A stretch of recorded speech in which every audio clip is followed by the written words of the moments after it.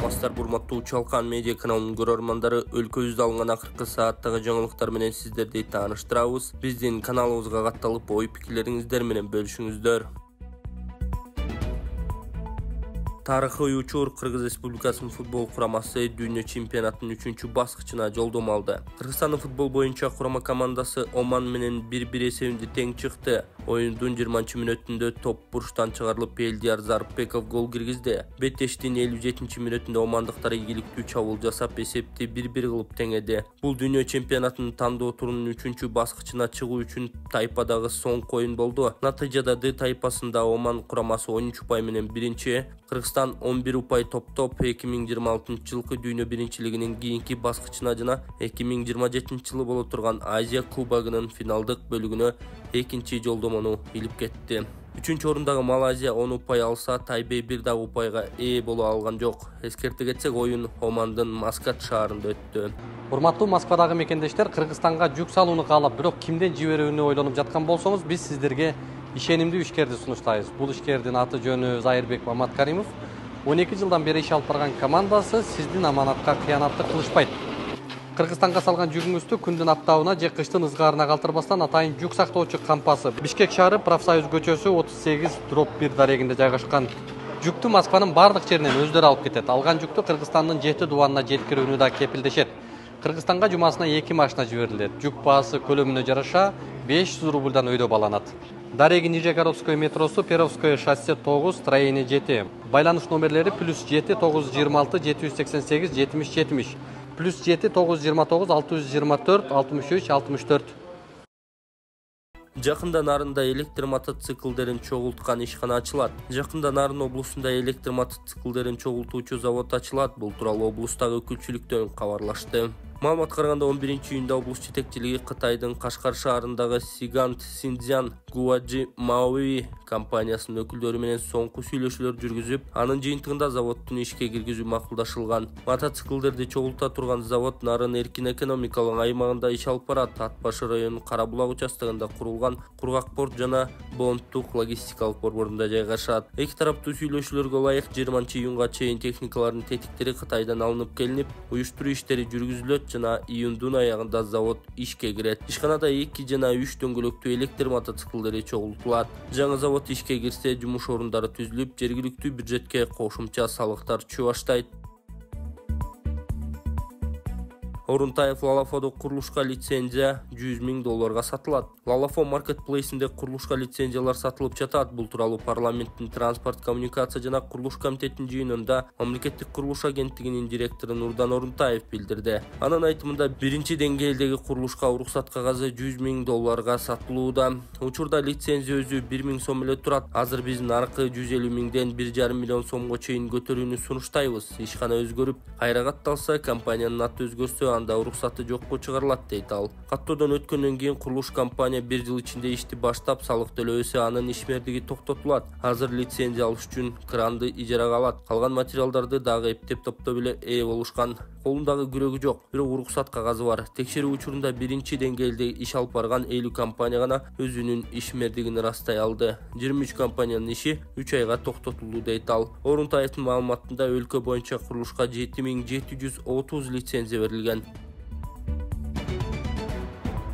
Тышкы иштер министрлиги бир айда чет өлкөлөрдөн 14 кыргызстандыктын сөөгү алып келинди. Кыргызстандын чет өлкөлөрдөгү элчиликтери жана консулдук мекемелери тарабынан май айында оор кырдаалда калган 34 жарандын мекенине кайтып келүүсүнө көмөк көрсөтүлдү. Алар Бириккен Араб Эмираттары, Венгрия, Казакстан, Орусия, Сауд Аравиясы, Түркия жана Украинадан Кыргызстанга кайтарылган. Алардын ичинде Ирактын түрмөсүндө энеси менен чогуу кармалып турган 2 бала жана Туркияда кароосуз калган бир өспүрүм бар. Ошондой эле май айында чет өлкөлөрдөн 14 кыргызстандыктын сөөгү мекенине алып келинди. Бул тууралуу Тышкы иштер министрлиги 11-июнда кабарлап, май айында чет өлкөлөрдүн тиешелүү органдарынын өкүлдөрү менен кыргызстандыктардын укуктарына байланыштуу 90 жолугушуу болгонун да кошумчалады. Элчилик жана консулдук кызматкерлери Кыргызстандын жарандары кириптер болгон окуялардын жерине укук коргоо жана сот имараттарына 110 жолу барып, Орусияда 6 сот жараянына катышкан. Бириккен Араб Эмирлиги Ирак, Казакстан, Кытай жана Орусиянын бир катар шаарларындагы 14 түрмөсүндө жазасын өтөп жаткан 110 18, ошондой эле Венгрия менен Орусиянын тергөө абактарында кармалып турган 3 кыргызстандык жаран менен жолугушуу болгон. Орусиянын Екатеринбург, Сургут, Түмен шаарларындагы убактылуу кармоочу жайларда кармалып турган кыргызстандыктардын шарты менен таанышып, аларга укуктук консулдук жардам көрсөтүлгөн. Мындан тышкары Венгрияда кыскартууга туш болгон 211 кыргыз мигранттарына кайрадан ишке орношууга жана 9 кыргызстандык жарандын мыйзамдуу айлык акысын алуусуна көмөктөшкөн. Азаттык Венгрияда кыскартууга дуушар болгон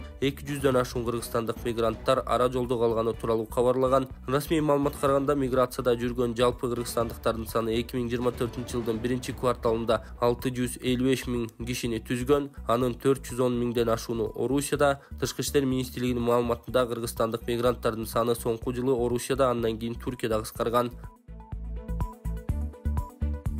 Американын 22 жараны кыргыз мектептеринде англис тилин үйрөтөт. Тынчтык корпусунун 22 ыктыярчысы Кыргызстанга келди. Алар Чүй, Нарын, Ысык көл, Талас, Ош жана Жалал Абад облустарынын орто мектептеринде англис тилин окутушат. Белгилүү кетсек, ыктыярчылар 1993-жылдан бери Кыргызстанга келишүүдө. Алардын 30 тобу август айында Тынчтык корпусунун ыктыярчысы катары ант беришип, Кыргызстандагы 2 жылдык кызматын башташат. Алар жергиликтүү мугалимдер менен биргеликте иштешишет. Тынчтык корпусунун маалыматында Кыргызстандагы ыктыярчылардын саны 53кө жетти.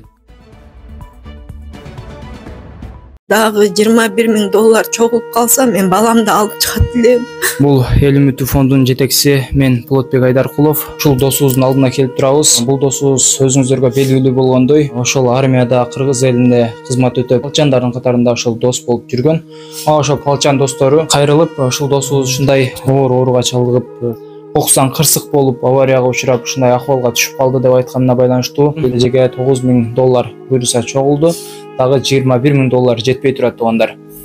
Алардын ыраазычылыгы үчүн деп дагы да ыхсан кылып кетсеңиздер болот. Ембанк эженин өзүнө ачылган Чынаркул М деп чыгат. Жана ошондой эле Тинькофф банк Данияр С деп чыгат. Ошого кеңири өзүңүздөрдүн ыхсаныңыздарды которуп, ыхсан кылып койсоңуздар болот. Ошол Индия өлкөсүнө операцияга кетет бул жигит. Ал жака $30.000 деп айтылган. Эми ошол $30.000 буйруса барса операция болуп кетет деген үмүттө турабыз. Бул чоң биздин үмүтүбүз, ишеничибиз, Алла кааласа жакшы болот деген үмүттө турабыз. Сиздерге бул жакта дагы сүрөттөрүн көрсөтүп кетем. Бул таза жигитибиз ошо эл үчүн кызмат кылам деп, мекенибизди коргойбуз деп, ошол армияда служба кылып жүргөн сүрөттөрүн бул жактан чыгарып кетем сиздерге. Ошо кыргыз эли мен суранам, кыргыз элим ушунча акча чогулуп калды, дагы $21.000 чогулуп калса, мен баламды алып чыгат элем. 24 саат балам жанында отуруп, өзүм деле жүрөгүм болбой баратат. Ушу балам кичине отуруп, басып эметип кетсе деген үмүтүм чоң. Ушуну үйлөнтүп, ушунун балдарын жетелейин деген үмүтүм чоң. Жалгыз туягым менин. Мен ишенем, мындан оор сыноолордон өттү балам. Дагы эле болсо күчтүү бул орунда жеңип чыгабыз, Аллахым буйруса. Бишкектин Ауэзов көчөсүндөгү 144 миллион сомго көпүрө салуу пландалууда. Бишкектин Ауэзов көчөсүндө жептин технологиялык каналдарынын үстүнөн өткөн көпүрө салууга тендер жарыяланды. Бул тууралуу мамлекет сатып алуулар порталында айтылат. Көпүрөнү курууга 144 миллион 719 миң сом каралган. Тендер боюнча арыздар 25 июнга чейин кабыл алынат. АКШ Кыргызстандын жана дагы 5 өлкөнүн мыйзамсыз мигранттары дароо депортацияланат. АКШнын Калифорния штатынын чек ара кызматы Борбор Азиянын 3 мамлекетинен, Кыргызстандан, Өзбекстандан, Тажикстандан жана дагы бир катар мурдагы советтик өлкөлөрдөн барган мыйзамсыз мигранттарды колго түшөр замат депортация кылууга милдеттүү болот. Бул тууралуу 10-июнда New York Post жазды. Макалада айтылгандай, чек арачыларга ушундай тапшырма берилген документ жөнөтүлдү. Ага ылайык Грузия, Молдова, Кыргызстан, Орусия, Тажикстан жана Өзбекстан өлкөлөрүнөн мыйзамсыз барган жашы жеткен адамдар дароо АКШдан чыгарууга жөнөтүлөт. Ал эми Африка, Азия, Европа жана Австралия аймагындагы 100дөн ашуун өлкөнүн чек арадан кармалып калган жарандарына арызы АКШ сотуна каралып бүткөнчө калууга уруксат берилет. Бирок алар качкын макамын алууга арыз бере алышпайт. Fox News жазгандай, жаңы талап Сан-Диего секторуна гана тийиштүү. Ал жерге азыркы тапта АКШга Мексика аркылуу мыйзамсыз кирүүгө аракет кылган чет элдиктер өтө көп топтолгон тилке болууда. Мексика АКШнын Калифорния, Аризона, Нью-Мексико жана Техас штаттары менен чектешет. Кытай элдик ыкмасы менен гайморит, грыжа, артрит, остеохондроз, куяң, тиземун, простатит ооруларын дарылоо жана кан айлануу системасын жакшыртуу. Гайморитти дарылоо ыкмасы Мурун көңдөйүндөгү ириңдерди жибитүү үчүн от жагуу. Андан соң табигый таза чөптөн жасалган порошок менен ириңди сыртка алып чыгаруу.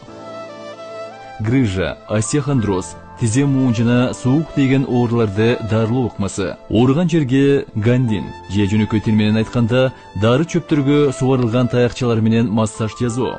Андан кийин от жагуу. От жаккан соң атайын табигый чөптөрдөн жасалган дары майларын шылап, денедеги токсин, туз жана вирустарды чыгаруу.